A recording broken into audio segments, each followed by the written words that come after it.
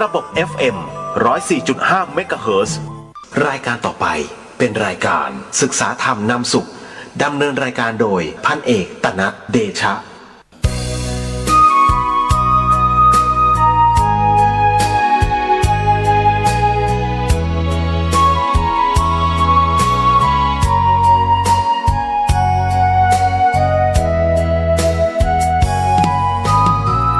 วัดเป็นบุญเขตวิเศษสถานเหมือนทิพย์วิมานของหมู่ประชา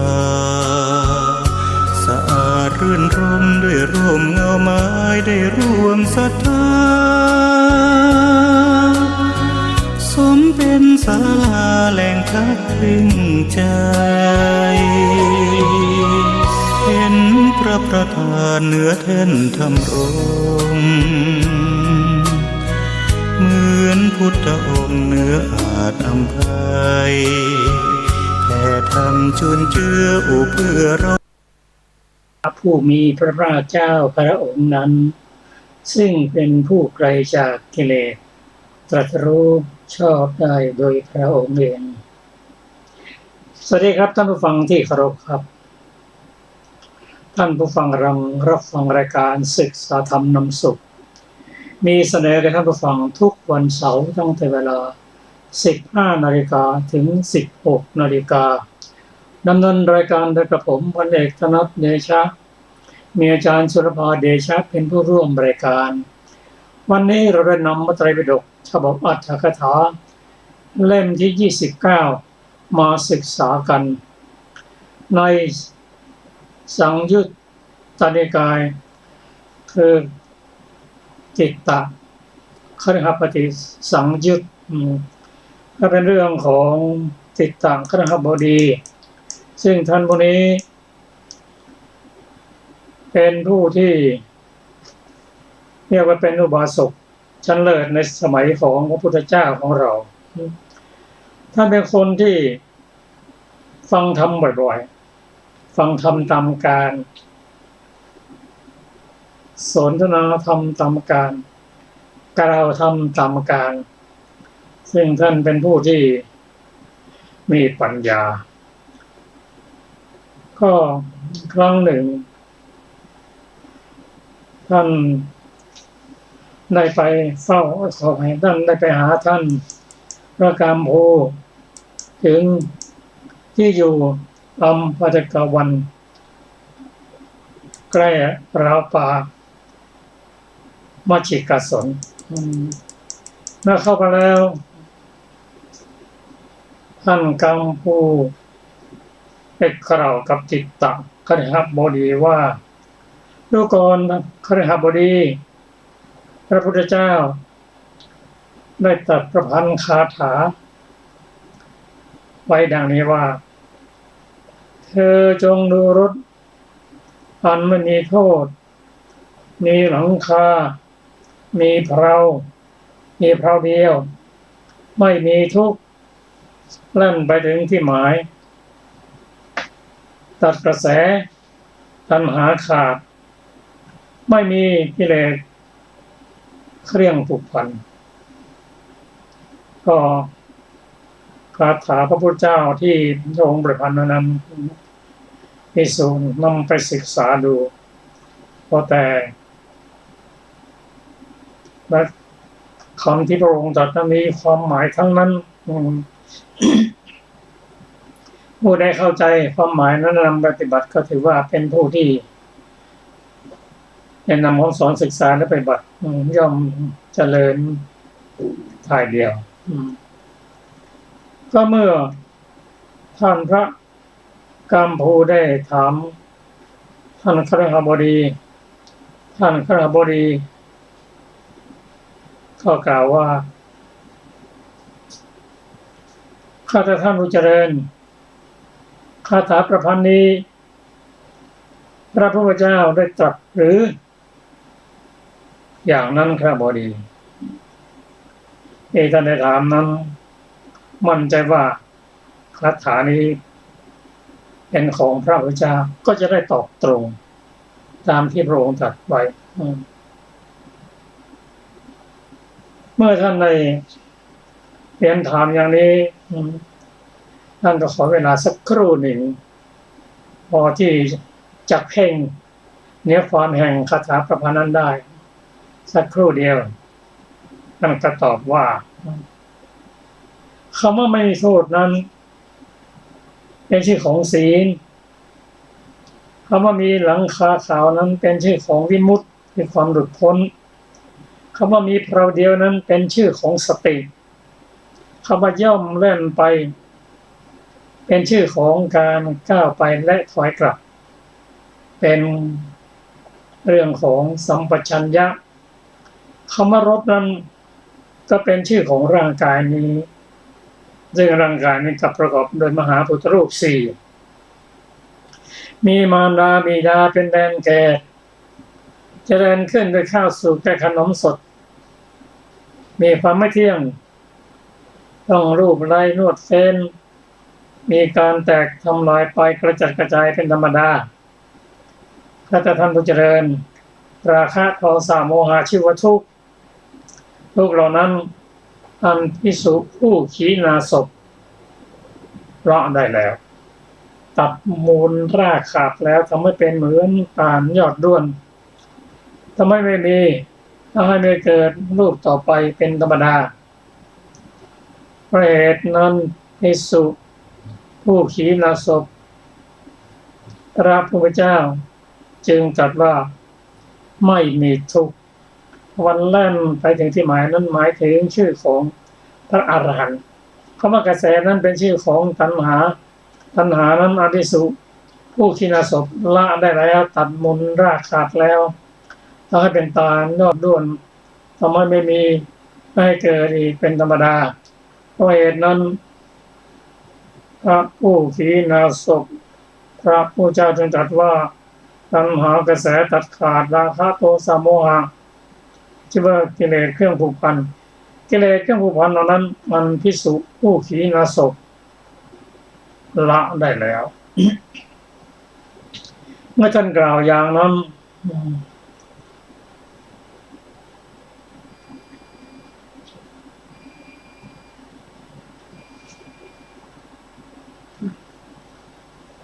ได้กล่าวว่ากระผมย่อมรู้ทั่วถึงเนื้อความแห่งคาถาประพันธ์ที่พระพุทธเจ้าตรัสไว้ได้ย่อเป็นพิสดารอย่างนี้พระกัมพูกล่าวว่าปัญญาจักษุของท่านนั้นยังทราบในพระพุทธพจน์ที่ลึกซึ้งนี้ที่ว่าเป็นลาภของท่านได้ดีแล้วพระสูตรสุดนี้เราจำไว้ไปศึกษากันเป็นพระสูตรที่กล่าวถึงรูปและนามที่ได้กำหนดไว้ปีแล้ว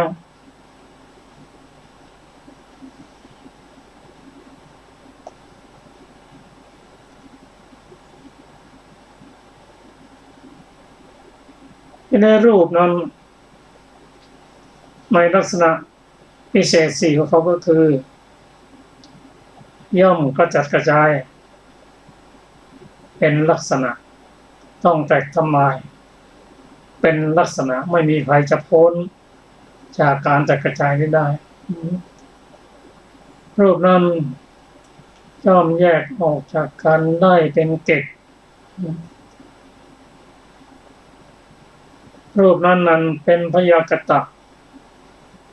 เป็นตัวถูกรู้เป็นอารมณ์ไม่ใช่ตัวรู้มีนามเป็นเหตุใกล้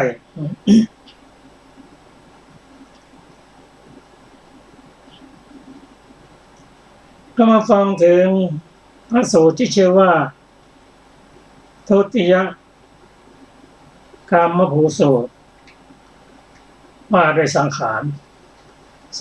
คืออะไรสังขารในพระสูตรนี้หมายถึงตัวเจตสิกตัวเจตสิกมี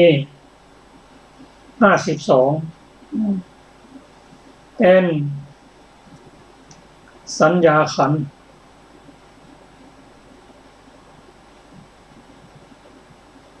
เวทนาขันธ์และสังขารขันธ์สังขารขันธ์นี่มี50 ตัวสังขารนี้ตัวนำสิ่งก็ตัวเจตนาซึ่งเป็นตัวปรุงแต่งสังขารนี้มีอวิชชาเป็นเหตุใกล้เพราะมีอวิชชาจึงมีสังขารก็ปรุงแต่งเป็นบุญบ้างเป็นบาปบ้างเป็นอเนญชาบ้างคืออารูปปรุงแต่งกายไม่เป็นบุญไม่เป็นบาปปรุงแต่งวาจาให้เป็นบุญเป็นบาปปรุงแต่งใจให้เป็นบุญเป็นบาปอันนี้คือสังขารแต่สังขารในที่นี้ที่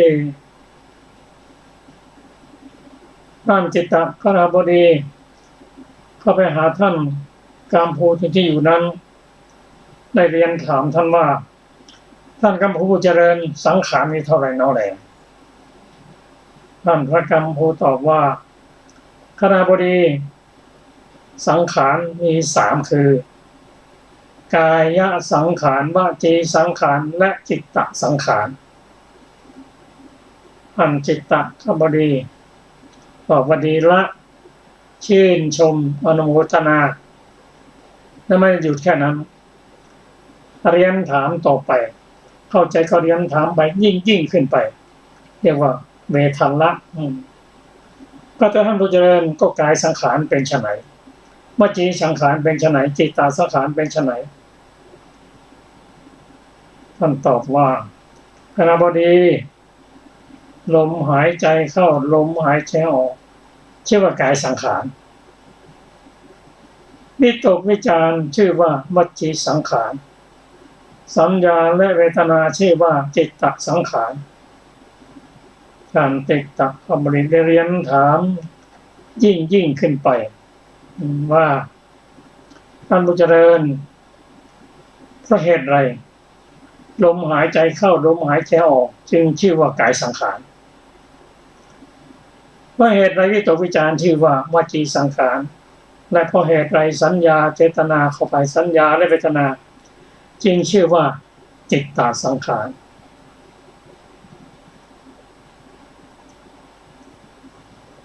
ท่านกามภูมิตอบว่าลมหายใจเข้าและลมหายใจออกเป็นที่เกิดก็เกิดขึ้นเป็นของเกิดขึ้นที่กายธรรมนี้เนื่องด้วยกายฉะนั้นลมหายใจเข้าลมหายใจออกจึงชื่อว่ากายสังขารเกิดขึ้นที่กายเนื่องเกิดที่กายได้อย่างไรถ้าลมหายใจก็ชื่อว่าที่กายเกิดที่กายเกิดที่จมูกอาศัยช่องลมหายใจไปถึงปอดก็เกิดขึ้นเนื่องด้วยกายทั้งนั้นเพราะฉะนั้นลมหายใจเข้าหายใจออกจึงชื่อว่ากายสังขารที่นี้ชื่อว่าวจีสังขารคือการปรุงแต่งวาจานั้นบุคคลย่อมตรึกย่อมตรองก่อนคือวิตกวิจารแล้วจึงเปล่งวาจาภายหลังฉะนั้นอันนี้ก็เป็นเรื่องที่เราเห็นว่าการทำงานการเปล่งวาจานั้นต้องอาศัยวิตกวิจารย่อมตรึกย่อมตรองก่อนเพราะฉะนั้นวิตกวิจารชื่อว่าเป็นวจีสังขารวิตกนั้นก็เป็นตัวจัตสิกตัวหนึ่งวิจารก็เช่นนี้เดียวกันอยู่ในกลุ่มของเจตสิกที่ประกอบไม่ทั่วไปสัญญาและเวทนาเป็นที่เกิดของจิต ทำตรงนี้เรื่องด้วยจิตเพราะฉะนั้นสัญญาและเวทนาจึงชื่อว่าจิตตสังขารสัญญาและเวทนานั้นเกิดที่จิตก็สภาจิตตสาธารณเจตสิก7คือปัจจเวทนาสัญญาเจตนาเอกคตาวิจิตรีเกิดพร้อมกับจิตทุกดวงอาศัยจิตเกิดดับพร้อมกับจิตอารมณ์เดียวกับจิตเพราะฉะนั้นสัญญาและเวทนาเป็นที่เกิดที่จิตคนเราเสวยเวทนาเป็นสุขมั่งเป็นทุกข์มั่งก็จำตัวจำและตัวสัญญาพอจำเสร็จแล้วเอาไปตรึกเอาไปตรองทำตรงนี้เนื่องด้วยจิตเพราะฉะนั้นสัญญาเวทนาจึงชื่อว่าจิตตสังขารท่านดีใจพอใจแต่เรียนถามปัญหายิ่งขึ้นไปอีกว่าข้าแต่ท่านผู้เจริญก็สัญญาเวทยิตตนิโรธสมบัติเกิดมีได้อย่างไรท่านตอบว่าภิกษุเมื่อจะเข้าสัญญาเวทยิตตนิโรธสมบัติไม่ได้คิดอย่างนี้ว่าเราจะเข้าสัญญาเวทยิตตนิโรธบ้างเรากำลังเข้าสัญญาเวทยิตตนิโรธบ้างเราเข้าสัญญาเวทยิตตนิโรธแล้วบ้างโดยที่ถูกก่อนจะเข้าท่านอบรมจิตน้อมไปเพื่อเป็นความเป็นอย่างนั้น ก็เป็นที่น่าสังเกตว่าเวลาถ้าจะเข้าสัญญาเวทนิโรธถ้าไม่ได้ตั้งใจไม่ได้กำหนดแต่น้อมไปเพื่อน้อมจิตไปเพื่อความเป็นอย่างนั้นและทำให้เราเห็นว่าเป็นความแตกต่างของนิโรธสมาบัติเมื่อท่านจะเข้าท่านกำหนดเมื่อจะออกก็กำหนดและเมื่อจะเข้าก็ไปกราบทูลพระพุทธเจ้าแม้ในระหว่างที่เข้าถ้าพระพุทธเจ้ามีความประสงค์จะใช้ท่านก็สามารถจะออกนิโรธสมาบัติได้ความแตกต่างสองอย่างนี้น่าจะเป็นสิ่งหนึ่งที่เป็นข้อแตกต่างกันระหว่างสัญญาเวทยิตตนิโรธกับนิโรธสมาบัตินิโรธสมาบัตินั้นเป็นของพระอริยบุคคลชั้นอนาคามีและพระอรหันต์ผู้ได้ฌานสมาบัติ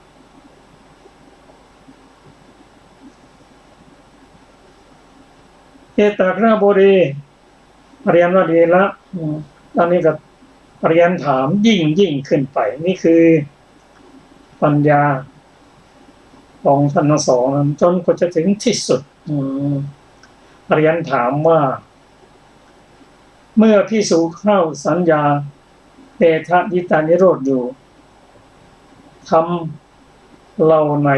ดับก่อนคือกายสังขารวจีสังขารหรือจิตตสังขารคำว่าเข้าสัญญาเวทยิตตนิโรธคือดับสัญญาดับเวทนาเมื่อสัญญาเมื่อเจตสิกดับจิตก็ดับแต่การจะเกิดจะดับอันไหนก่อนอันไหนหลังนั้นท่านเรียนถามภิกษุ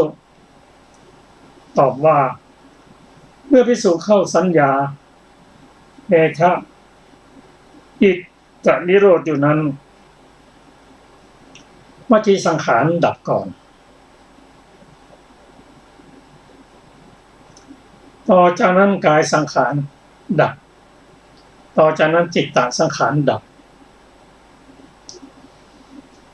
ก็ต้องยอมรับว่าปัญหาที่เรียนถามภิกษุนั้นเป็นปัญหาที่สุขุมลุ่มลึกผู้ที่จะเข้าสัญญาเอทะยิตานิโรธนั้นต้องมีสมาธิและวิปัสสนาเป็นฐานก็ให้เราศึกษาไว้ในด้านปริยัติเพื่อเป็นเหตุปัจจัยในการเข้าใจในธรรมสูงๆต่อไปถามว่าภิกษุเข้าสัญญาเวทะอิตตนิโรธนั้นวจีสังขารดับก่อนไม่พูดความจริงนะกล่าวว่าพอเข้าโตติยฌานนั้นก็ไม่พูดแล้วดับนั่นคือวิตกวิจารดับไปฌานที่สองเป็นอย่างนั้นเข้าฌานที่สองมีธรรมเอกผุดขึ้น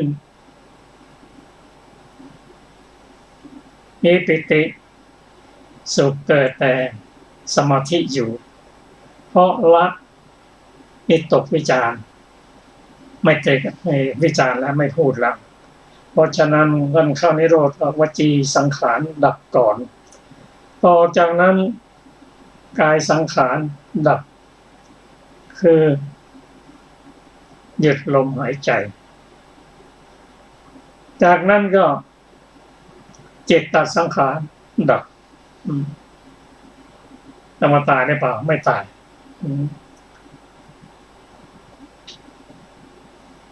กายวาจาและจิตดับไปรูปยังเปล่งปลั่งเรียกว่าอินทรีย์ผ่องใสยังมีไออุ่น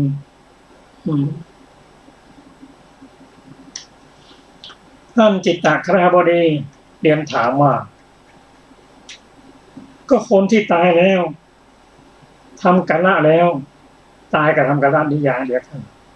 กับภิกษุผู้เข้าสัญญาเดทะยิตานิโรธนั้นแตกต่างกันอย่างไร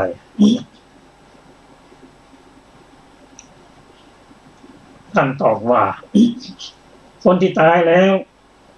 ทำกัลละแล้วมีกายสังขารดับสงบมีวจีสังขารดับสงบมีจิตสังขารดับสงบอายุสิ้นไปไออุ่นสงบคือไม่มีหลังอินทรีย์ร่างกายคือแตกกระจัดกระจายส่วนภิกษุผู้เข้าสัญญาเตทะยิตานิโรธนั้นกายสังขารของท่านดับสงบวจีสังขารดับสงบจิตตสังขารของท่านสงบแต่ท่านยังไม่สิ้นอายุมีไออุ่นอินทรีย์ผ่องใสยังอินทรีย์ผ่องใสดูก่อนท่านคราบดีคนตายแล้วทำกาละแล้วกับภิกษุผู้เข้าสัญญาเวทะยิตานิโรธมีความต่างกันอย่างนี้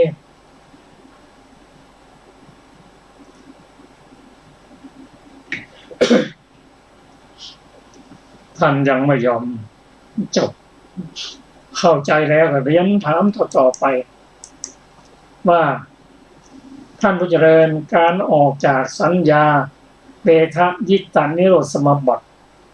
ย่อมมีอย่างไรท่านตอบว่าออกจากสัญญาเวทะยิตานิโรธสมาบัติท่านไม่ได้คิดว่าเราจะออกจากสัญญาเวทะยิตานิโรธเรากำลังออกจากสัญญาสมาบัติแล้วบ้างโดยที่แท้ก่อนจะออกท่านได้อบรมจิตน้อมไปเพื่อเป็นอย่างนั้นคือไม่ได้กำหนดเวลาท่านจิตของท่านที่อบรมเป็นไปอย่างนั้น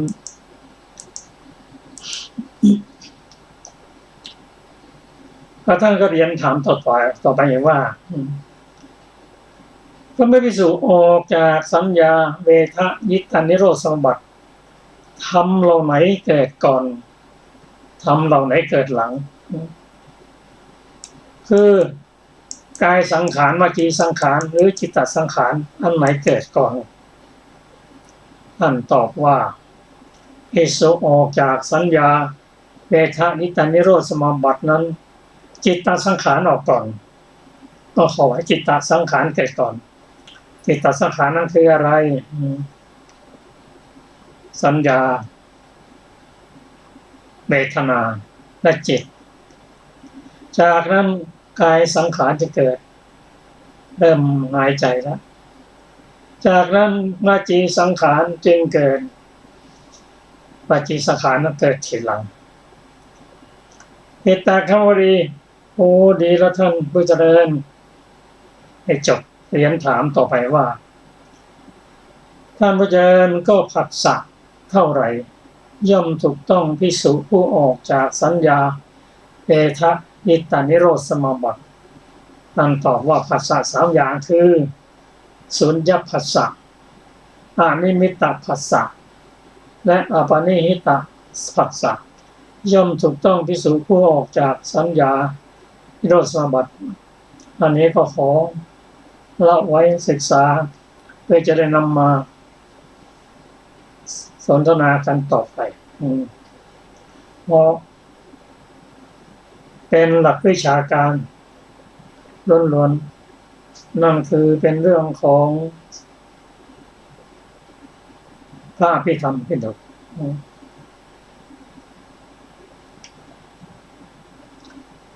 ท่านจิตตคณบดีได้เรียนถามว่า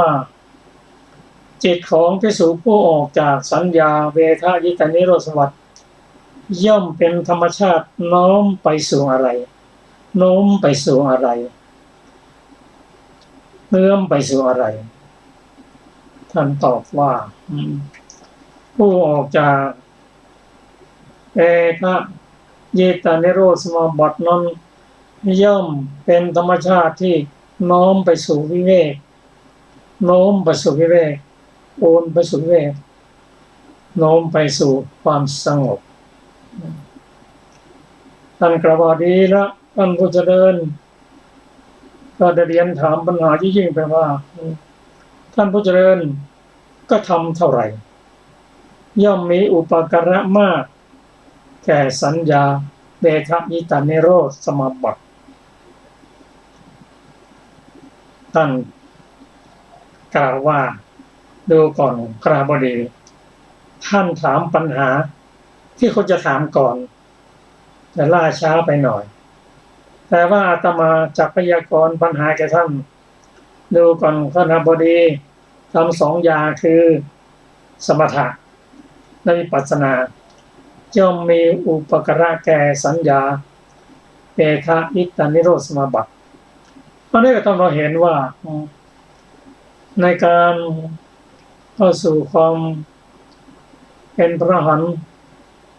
เป้าหมายสุดท้ายทางพุทธศาสนามันมีสองทางคือด้านสมาธิและด้านวิปัสสนาแต่อย่างไรก็ตามก็จะต้องอาศัยสมถะและวิปัสสนาเป็นธรรมอุปการะท่านผู้ฟังที่เคารพครับต่อไปนี้เราจะได้ศึกษาในรายละเอียดซึ่งมีอยู่มากในอรรถกถาก็ขอเชิญอาจารย์สุรภา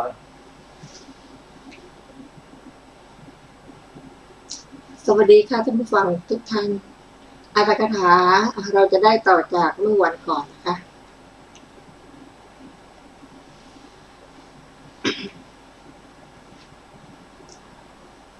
บัดนี้ท่านพึงกล่าวนิโรธกถาว่าวาทะเพื่อจะกล่าวนิโรธกถาก็นิโรธกถานี้นั้นท่านตั้งเป็นหัวข้อว่าปัญญาที่อบรมจนชำนาญด้วยการสงบระงับสังขารสามเพราะประกอบด้วยพละสองด้วยความประพฤติในญาณหรือญาณจริยา16 ด้วยความประพฤติในสมาธิหรือสมาธิจริยา9เป็นญาณในนิโรธสมาบัติซึ่งกล่าวไว้ในวิสุทธิมรรคโดยอาการทั้งปวงแล้วเพราะฉะนั้นผู้ศึกษาพึงถือเอาโดยนัยอันกล่าวแล้วในวิสุทธิมรรคนั้นนั่นแหละถามว่าชื่อว่านิโรธนี้อย่างไรตอบว่าการพิจารณาขันธ์สี่แล้วไม่เป็นไปถามว่าเมื่อเป็นเช่นนั้นพวกภิกษุย่อมเข้านิโรธนั้นเพื่อประโยชน์อะไรตอบว่าย่อมเข้าเพื่อประโยชน์นี้ว่าพวกเราเคยเป็นผู้กระสันในความเป็นไปแห่งสังขารทั้งหลายบัดนี้จักเป็นผู้ไม่มีจิตอยู่เป็นสุขตลอด7 วันนิโรธนี้ชื่อว่าทิฏฐธรรมนิพพานนิพพานในปัจจุบันบทว่าจิตสังขาโรปธรรมังอุปัชชติความว่าก็เมื่อภิกษุออกจากนิโรธจิตคือพละสมาบัติย่อมเกิดขึ้นก่อนท่านกามภูตหมายถึงสัญญาและเวทนาอันสัมปยุทธ์ด้วยจิตคือพละสมาบัตินั้นแล้วจึงกล่าวว่าจิตสังขาโรปธรรมังอุปัชชติบทว่าตโตกายสังขาโรความว่าต่อจากนั้นกายสังขารย่อมเกิดขึ้นในภวังคสมัยถามว่าก็พระสมาบัติย่อมไม่ยังลมหายใจเข้าและลมหายใจออกให้ตั้งขึ้นหรือตอบว่าให้ตั้งขึ้นแต่ว่าพระสมาบัติของภิกษุประกอบด้วยจตุทัชฌานพระสมาบัตินั้นยังไม่ยังลมอัสสาสะปัสสาสะให้ตั้งขึ้นประโยชน์อะไรด้วยลมอัสสาสะปัสสาสะนั้นพละสมาบัติถึงจะมีในปฐมฌานก็ตามจะมีในทุติยฌานตติยฌานและ จตุตฌานก็ตามจงยกไว้เมื่อภิกษุออกจากสมาบัติแล้วลมอัสสาสะปัสสาสะย่อมเป็นอัปโภหาริกคือมีเหมือนไม่มีความที่ลมอัสสาสะปัสสาสะเหล่านั้นเป็นอัปโภหาริกพึงทราบได้ด้วยเรื่องของพระสัญญาชีวเถระเมื่อพระสัญญาชีวเถระออกจากสมาบัติแล้วเหยียบย่ำเดินไปบนฐานเพลิงปราดเปลวไฟเช่นดอกทองกวาวแม้สักว่าเปลวไฟก็ไม่ไหม้จีวรแม้สักว่าอาการแห่งไออุ่นก็ไม่มีเกจิอาจารย์ย่อมกล่าวว่านั้นชื่อว่าผลของสมาบัติท่านหมายอย่างนี้แลจึงกล่าวว่าเมื่อภิกษุออกจากพระสมาบัติลมอัสสาสะปัสสาสะก็เป็นอัปโภหาริกะเพราะเหตุนั้นนั่นพึงทราบว่าท่านกล่าวด้วยภวังคสมัยเท่านั้น บทว่าตโตวจีสังขาโรความว่าต่อจากนั้นวจีสังขารย่อมเกิดขึ้นในเวลาค้นหาความประพฤติที่สำเร็จด้วยกิริยาถามว่าภวังค์ย่อมไม่ยังวิตกวิจารณ์ให้เกิดขึ้นหรือตอบว่าให้เกิดขึ้นแต่วิตกวิจารณ์อันมีภวังค์นั้นเป็นสมุฏฐานย่อมไม่สามารถเพื่อจะปรุงแต่งวาจาได้ดังนั้นคำนั้นท่านกล่าวด้วยเวลาค้นหาความประพฤติสำเร็จด้วยกิริยาภาษาสามีเป็นอาทิว่าสุญญโตผัสโสพึงกล่าวด้วยมีคุณบ้างโดยอารมณ์บ้างพระสมาบัติชื่อว่าสุญญตาโดยมีคุณก่อนท่านกล่าวว่าสุญญผัสสะหมายถึงผัสสะที่เกิดพร้อมด้วยพระสมาบัตินั้นแม้ในอนิมิตตผัสสะและอัปปนิหิตผัสสะก็นัยยะนี้เหมือนกันส่วนนิพพานชื่อว่าสุญญะเพราะว่างจากกิเลสมีราคะเป็นต้นโดยอารมณ์ชื่อว่าอนิมิตเพราะไม่มีราคะนิมิตเป็นต้นชื่อว่าอัปปนิหตะเพราะไม่มีที่ตั้งแห่งราคะโทสะและโมหะการถูกต้องในพระสมาบัติอันเกิดขึ้นชื่อว่าสุญญตะ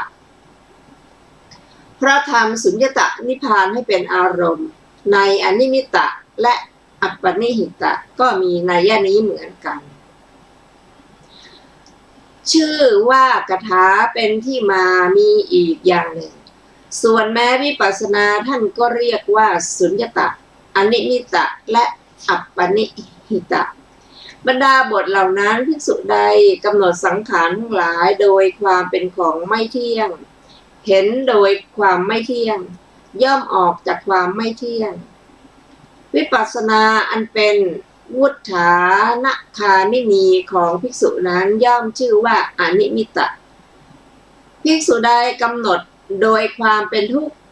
เห็นโดยความเป็นทุกข์ย่อมออกจากทุกข์วิปัสสนาของภิกษุนั้นย่อมชื่อว่าอัปปนิหิตะภิกษุใดกำหนดโดยความเป็นอนัตตาเห็นโดยความเป็นอนัตตาย่อมออกจากความเป็นอนัตตาวิปัสสนาของภิกษุนั้นย่อมชื่อว่าสุญญตาบรรดาบทเหล่านั้นมรรคของอนิมิตวิปัสสนาชื่อว่าอนิมิต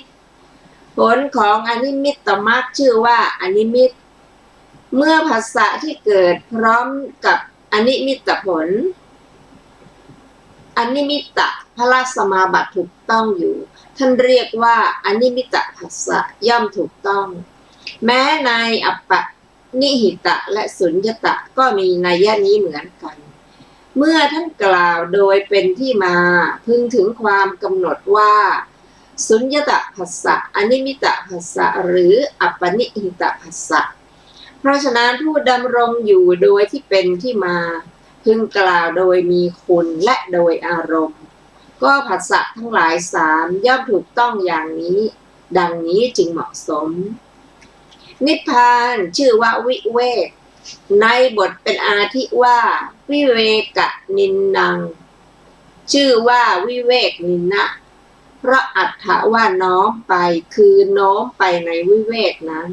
บทว่าวิเวกโปนังชื่อว่าวิเวกโปนะเพราะอัตถะว่า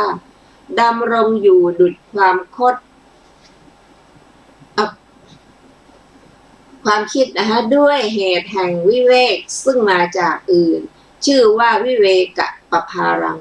เพราะอัตถะว่าดำรงอยู่เป็นดุจตกไปด้วยเหตุแห่งวิเวกจบอรรถกถาของทุติยกามภูสูตรที่6ต่อไปเป็นโคทัตตสูตรว่าด้วยวิมุตติสี่สมัยหนึ่งท่านพระโคทัตตะอยู่ที่อัมพาตกะวันใกล้ราวป่ามัชชิกาสนครั้งนั้นแลจิตตคฤหบดีได้เข้าไปหาท่านพระโคทัตตะถึงที่อยู่ไหว้และนั่งณที่ควรส่วนข้างหนึ่งครั้นแล้วท่านพระโคทัตตะได้ถามจิตตคฤหบดีว่าดูก่อนคฤหบดีธรรมเหล่านี้คืออัปปมานาเจโตวิมุตติอากินจัญญาเจโตวิมุตติสัญญตาเจโตวิมุตติและอนิมิตตาเจโตวิมุตติมีอรรถะต่างกันมีพยัญชนะต่างกันหรือว่ามีอรรถะเหมือนกันต่างกันแต่พยัญชนะเท่านั้นจิตตคฤหบดีตอบว่าข้าแต่ท่านผู้เจริญปริยายะที่เป็นเหตุให้ธรรมเหล่านี้อาศัยแล้วเป็นธรรมมีอรรถะต่างกันมีพยัญชนะต่างกันมีอยู่และปริยายะที่เป็นเหตุให้ธรรมเหล่านี้อาศัยแล้วเป็นธรรมมีอรรถะเหมือนกันต่างกันแต่พยัญชนะเท่านั้นมีอยู่ข้าแต่ท่านผู้เจริญก็ปริยายะที่เป็นเหตุให้ธรรมเหล่านี้อาศัยแล้วเป็นธรรมมีอรรถะต่างกันและมีพยัญชนะต่างกันเป็นไฉนข้าแต่ท่านผู้เจริญภิกษุในพระธรรมวินัยนี้มีจิตประกอบด้วยเมตตาแผ่ไปตลอดทิศหนึ่งอยู่ทิศที่สองทิศที่สามทิศที่สี่ก็เหมือนกันโดยในยะนี้ทั้งเบื้องบนเบื้องล่างเบื้องขวางแผ่ไปตลอดโลกทั่วสัตว์ทุกเหล่าในที่ทุกสถานด้วยใจอันประกอบด้วยเมตตาอันไพบูรณ์ถึงความเป็นใหญ่หาประมาณไม่ได้ไม่มีเวรไม่มีความเบียดเบียนอยู่มีใจประกอบด้วยกรุณาประกอบด้วยมุทิตาประกอบด้วยอุเบกขาแผ่ไปตลอดทิศหนึ่งอยู่ทิศที่สองทิศที่สามทิศที่สี่ก็เหมือนกัน โดยในยะนี้ทั้งเบื้องบนเบื้องล่างเบื้องขวางแผ่ไปตลอดโลกทำสัตว์ทุกเหล่าในที่ทุกสถานด้วยใจอันประกอบด้วยอุเบกขาอันไพบูรณ์ถึงความเป็นใหญ่หาประมาณไม่ได้ไม่มีเวรไม่มีความเบียดเบียนอยู่ข้าแต่ท่านผู้เจริญนี้เรียกว่าอัปปมานาเจโตวิมุตติข้าแต่ท่านผู้เจริญก็อากินจัญญาเจโตวิมุตติเป็นไฉนข้าแต่ท่านผู้เจริญภิกษุในพระธรรมวินัยนี้ก้าวล่วงวิญญาณัญจายตนะฌานโดยประการทั้งปวงแล้วเข้าอากินจัญญายตนะฌานด้วยมนสิการว่าอะไรอะไรหน่อยหนึ่งไม่มีดังนี้อยู่นี้เรียกว่าอากินจัญญาเจโตวิมุตติข้าแต่ท่านผู้เจริญก็สุญญตาเจโตวิมุตติเป็นไฉนข้าแต่ท่านผู้เจริญภิกษุในพระธรรมวินัยนี้อยู่ในป่าก็ดีอยู่โคนต้นไม้ก็ตามอยู่ในเรือนว่างเปล่าก็ตามย่อมพิจารณาเห็นดังนี้ว่านี้ว่างเปล่าจากตน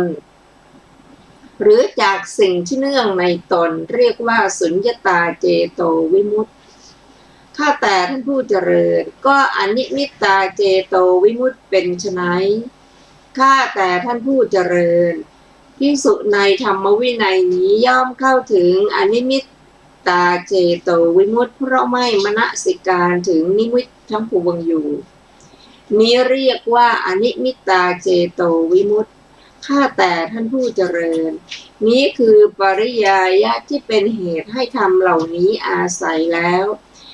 มีอรรถะต่างกันและมีพยัญชนะต่างกัน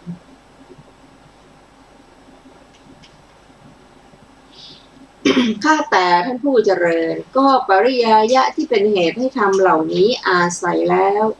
มีอรรถะเป็นอันเดียวกันต่างกันแต่พยัญชนะเท่านั้นเป็นไฉนข้าแต่ท่านผู้เจริญราคะโทสะโมหะชื่อว่ากิเลสตัวกระทำประมาณกิเลสเหล่านั้นอันภิกษุผู้ขีณาสพละได้แล้วตัดมูลรากขาดแล้วทำให้เป็นเหมือนตาลยอดด้วนทำไม่ให้มีไม่ให้เกิดขึ้นอีกต่อไปเป็นธรรมดาอัปปมานาเจโตวิมุตติอันไม่กำเริบมีประมาณเท่าใดเจโตวิมุตติบัณฑิตกล่าวว่าเป็นเลิศกว่าอัปปมานาเจโตวิมุตติเหล่านั้นก็เจโตวิมุตติอันไม่กำเริบนั้นว่างเปล่าจากราคะโทสะโมหะราคะโทสะโมหะชื่อว่าเป็นกิเลสเครื่องกังวลกิเลสเหล่านั้นอันภิกษุผู้ขีณาสพละได้แล้วตัดมูลรากขาดแล้วทำให้เป็นเหมือนตาลยอดด้วนทำไม่ให้มีไม่ให้เกิดขึ้นอีกต่อไปเป็นธรรมดาอากินจัญญาเจโตวิมุตติอันไม่กำเริบมีประมาณเท่าใดเจโตวิมุตติบัณฑิตกล่าวว่าเป็นเลิศกว่าอากินจัญญาเจโตวิมุตติเหล่านั้นก็เจโตวิมุตติอันไม่กำเริบนั้นว่างเปล่าจากราคะโทสะโมหะราคะโทสะโมหะชื่อว่าเป็นกิเลสเครื่องกระทำนิมิตหรือเครื่องหมายกิเลสเหล่านั้นอันภิกษุผู้ขีณาสพละได้แล้วตัดมูลรากขาดแล้วทำให้เป็นเหมือนตาลยอดด้วนทำให้ไม่มี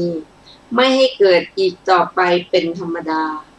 อนิมิตตาเจโตวิมุตติอันไม่กำเริบมีประมาณเท่าใดเจโตวิมุตติบัณฑิตกล่าวว่าเป็นเลิศกว่าอนิมิตตาเจโตวิมุตติเหล่านั้น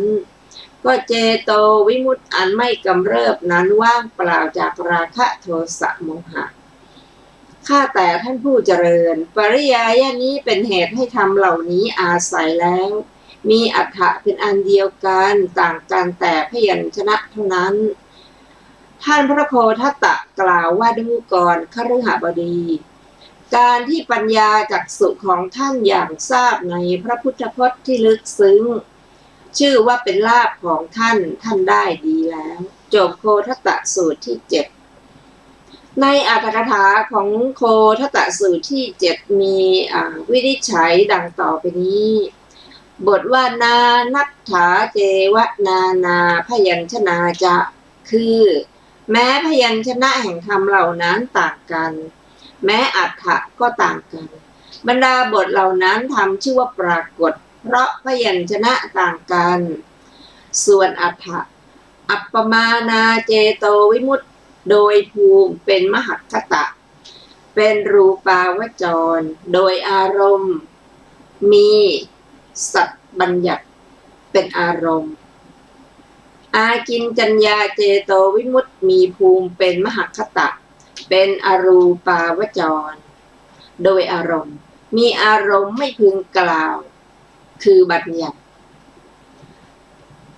สุญญตาเจโตวิมุตติโดยภูมิเป็นกามาวจรโดยอารมณ์มีสังขารเป็นอารมณ์ส่วนวิปัสสนาท่านประสงค์ว่าสุญญตาในที่นี้อนิมิตาเจโตวิมุตติโดยภูมิเป็นโลกุตระโดยอารมณ์มีนิพพานเป็นอารมณ์ในบทเป็นอาทิว่าราโคโขพันเตปะมานะกะระโนชื่อว่าน้ำในเกวียนมีใบไม้เน่ามีสีดำอยู่ที่เชิงเขา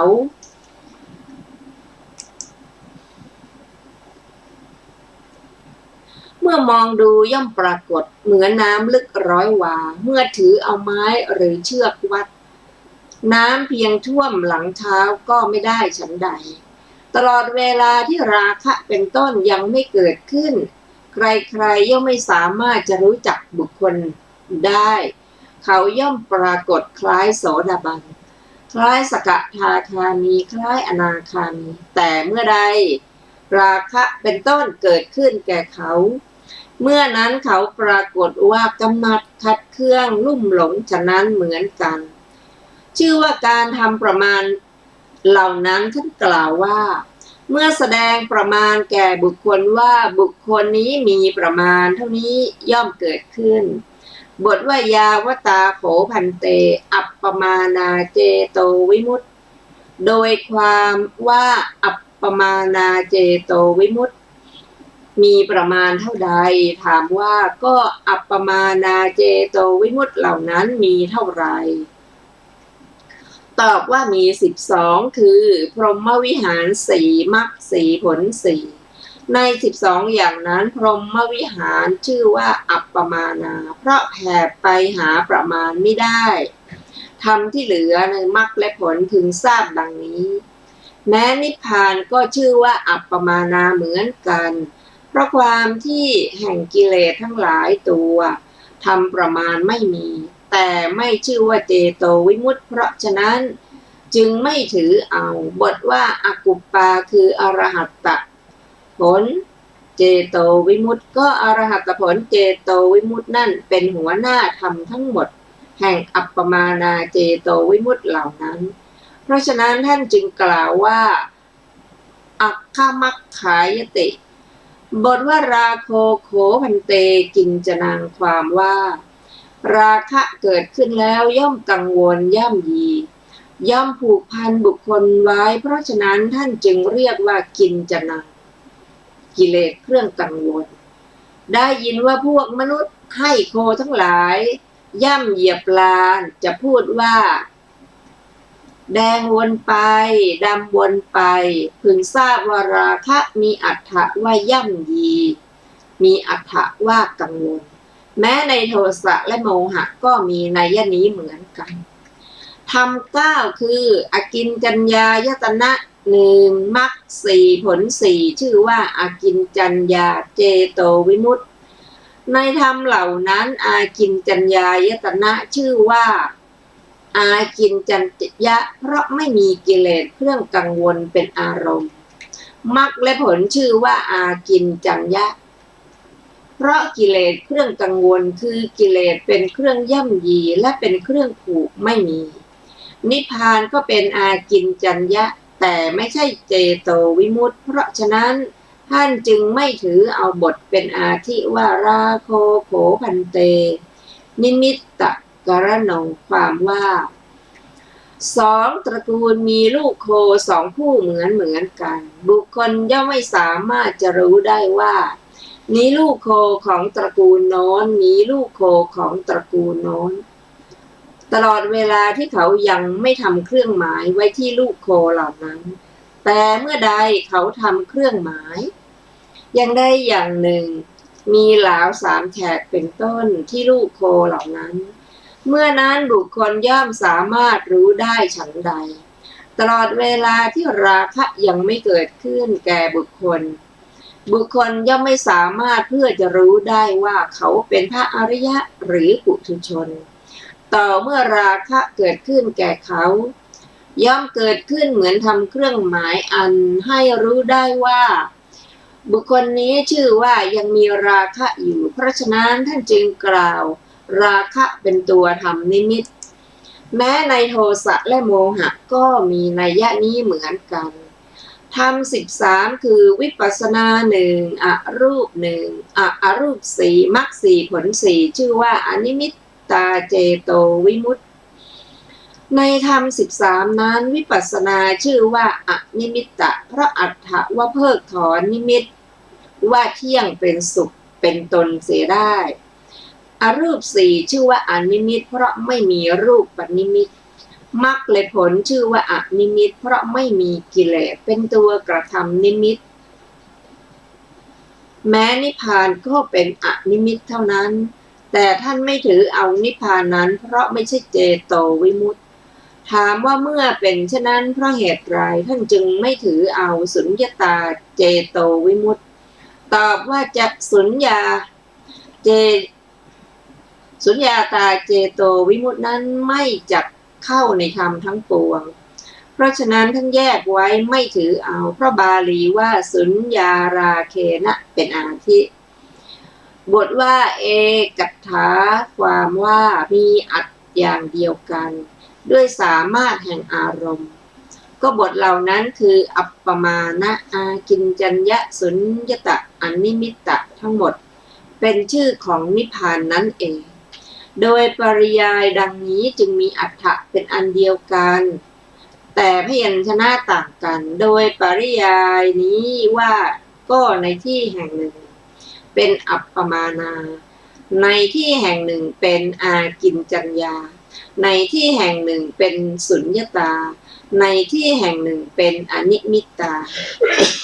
จบอรรถกถาโคทตสูตรที่7ท่านผู้ฟังที่เคารพค่ะวันนี้รายการศึกษาธรรมนำสุขก็ได้หมดเวลาลงแล้วนะคะเราจะได้มาศึกษาอีกครั้งหนึ่งในโคทตสูตรที่7ในวันศุกร์เวลา 14 นาฬิกาเป็นต้นไปนะคะขอขอบคุณท่านผู้ฟังทุกท่านที่ได้ติดตามและศึกษาร่วมกันนะคะขอมีความสุขสวัสดีทุกท่านวันนี้ก็ขอลาไปก่อนสวัสดีค่ะ